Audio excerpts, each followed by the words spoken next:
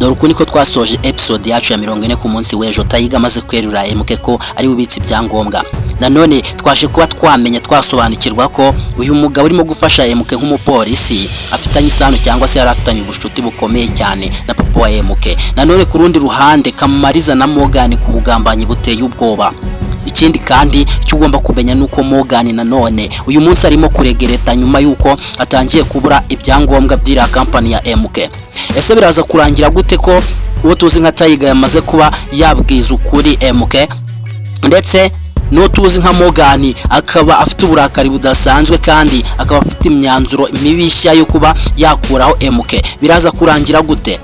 Ibimenyetso MK arimo gusabwa byo kuba yatanga kugira ngo aba banzi be bahamwe n'ibyaha hanyuma bahanwe, ese araza kuba yabibona?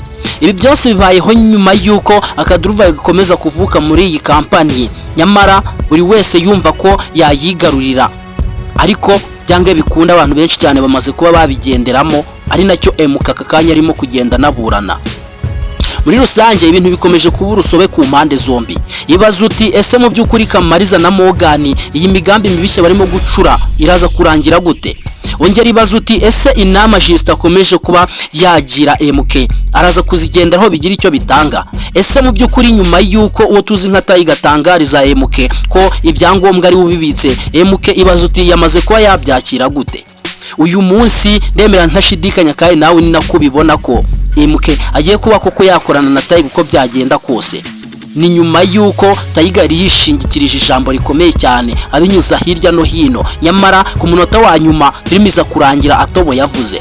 Ese MK nkuko akomeza kuba yamwita ibandi cyangwa se abagengesta, mu by'ukuri arakomeza mwita ayo mazina cyangwa agiye kuba yaca bugufi hanyuma akorane nawe, cyangwa agiye kuba yamwerurira mubwire ko ibyo byangombwa atakibikeneye, kubera ko nanone uwo tuzi nka Tayiga ariyo turufu yarishaga?